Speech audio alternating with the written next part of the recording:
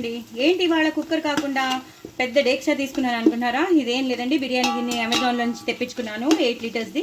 So చాలా కన్వీనియంట్గా ఉంటుంది, మీకు చూడడానికి కన్వీనియంట్గా ఉంటుంది, నాకు చేయడానికి కన్వీనియంట్గా ఉంటుంది.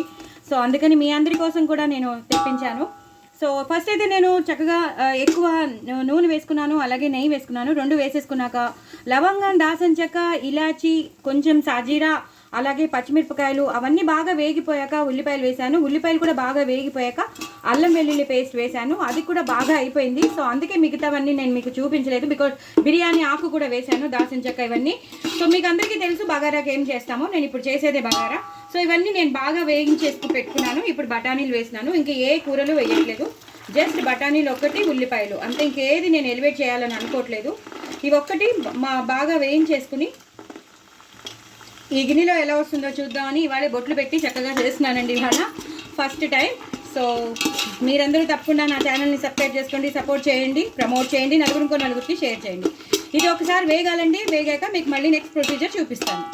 చూస్తారు కదండి, ఇవన్నీ బాగా వేగిపోయి, మనం వేసిన మసాలాలన్నీ బాగా వేగిపోయి, అలాగే ఉల్లిపాయలు కానీ బఠానీలు కానీ బాగా వేగిపోయాయి. ఇప్పుడు మనం సన్నగా తరిగి పెట్టుకున్న కొత్తిమీర, పుదీనా ఒకటేసారి చేతులతో తుంపి వేసేస్తున్నానండి, ఇంకా కట్ చేసుకోకుండా.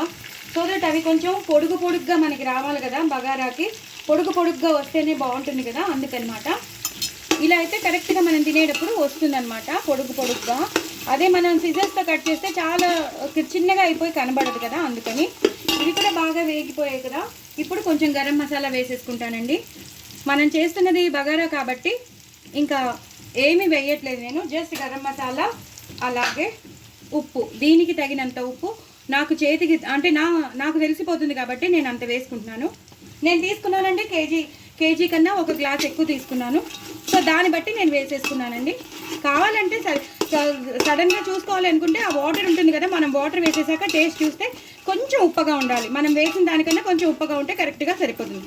సో ఇప్పుడు ఇది బాగా వేగిపోతూ ఉంటుందండి. నేను బియ్యం కడిగేసుకుని పెట్టుకున్నాను, అవి కూడా వేసేస్తాను. నేను బ్రౌన్ రైస్తో చేస్తున్నానండి. బ్రౌన్ రైస్తో ఎలా ఉంటుందో కూడా చూసేద్దాం. అందులో కొంచెం వైట్ రైస్ కూడా కలిపాను నేను.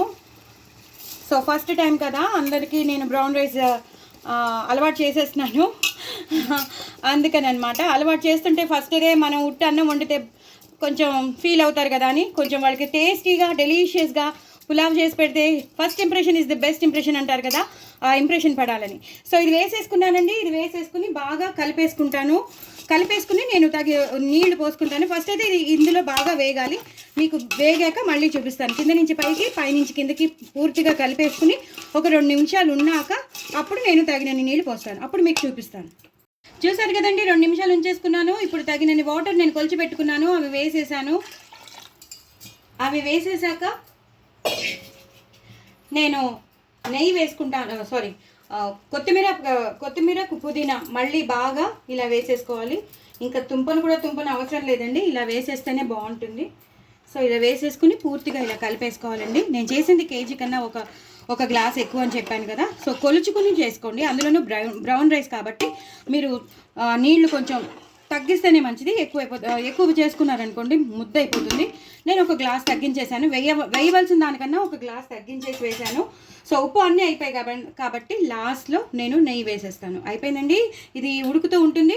కొన్ని విడతలు అయితే మనం తెరిచి చూస్తూ ఉండాలి. దీనికి మూత కూడా ఇచ్చారు, ఆ మూత పెట్టేస్తాను. ఒక 2-3 విడతలు అలా పడుతుంది. యాక్చువల్లీ 20 మినిట్స్ పడుతుంది. అది అయిపోయాక మీకు మళ్ళీ చూపిస్తాను.